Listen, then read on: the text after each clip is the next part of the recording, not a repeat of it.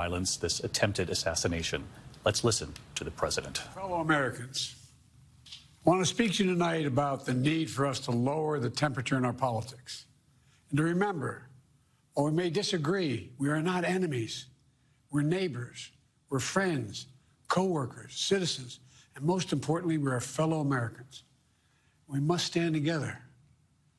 Yesterday's shooting at Donald Trump's rally in Pennsylvania calls on all of us to take a step back, take stock of where we are, how we go forward from here. Thankfully, former Trump is not seriously injured. I spoke with him last night. I'm grateful. He's doing well, and Jill and I keep him and his family in our prayers. We also extend our deepest condolences to the family of the victims who was killed. Corey was a husband, a father, a volunteer firefighter, a hero, sheltering his family from those bullets. We should all hold his family and all those injured in our prayers. Earlier today, I spoke about an ongoing investigation. We do not know the motive of the shooter yet. We don't know his opinions or affiliations. We don't know whether he had help or support or if he communicated with anyone else. Law enforcement professionals, as I speak, are investigating those questions. Tonight, I want to speak to what we do know. A former president was shot, an American citizen killed, while simply exercising his freedom to support the candidate of his choosing. We cannot, we must not go down this road in America. We've traveled before throughout our history. Violence has never been the answer. Whether it's with members of Congress of both parties being targeted and shot, or a violent mob attacking the Capitol on January 6th, or a brutal attack on the spouse of former Speaker of the House, Nancy Pelosi, or information and intimidation on election officials, or the kidnapping plot against the sitting governor, or an attempted assassination on Donald Trump. There is no place in America for this kind of violence, or for any violence ever. Period. No exceptions. We can't allow this violence to be normalized. You know, the political record in this country has gotten very heated. It's time to cool it down. We all have a responsibility to do that. Yes, we have deeply felt strong disagreements.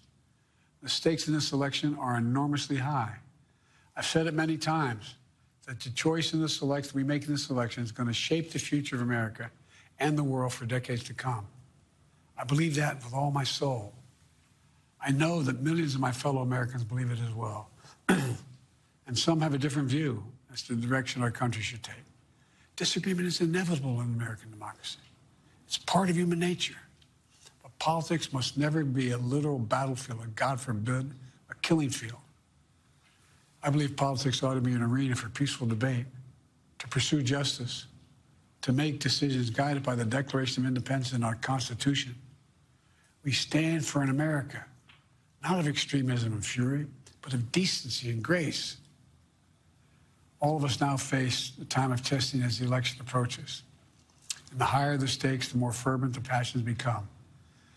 This places an added burden on each of us to ensure that no matter how strong our convictions, we must never descend into violence. The Republican convention will start tomorrow.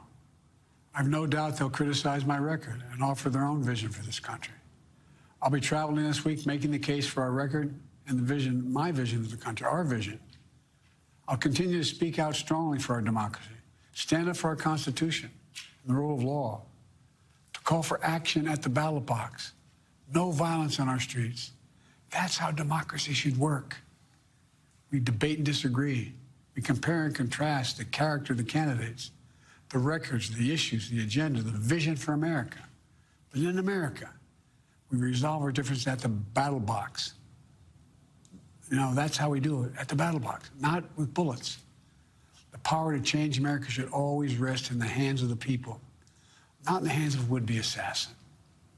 You know, the path forward through competing visions of the campaign should always be resolved peacefully, not through acts of violence. You know, we're blessed to live in the greatest country on earth, and I believe that with every soul, every power of my being. So tonight, I'm asking every American to recommit, to think about it. What's made America so special? Here in America, everyone must be treated with dignity and respect. and hate must have no safe harbor. Here in America, we need to get out of our silos, where we only listen to those with whom we agree, where misinformation is rampant, where foreign actors fan the flames of our division to shape the outcomes consistent with their interests, not ours. Let's remember, here in America, while unity is the most elusive of goals right now, nothing is more important for us now than standing together. We can do this. You know, from the beginning, our founders understood the power of passion. So they created a democracy that gave reason and balance a chance to prevail over brute force. That's the American we must be. An American democracy where arguments are made in good faith. An American democracy where the rule of law is respected. An American democracy where decency, dignity, fair play aren't just quaint notions, but living, breathing realities. We owe that to those who come before us, to those who gave their lives for this country.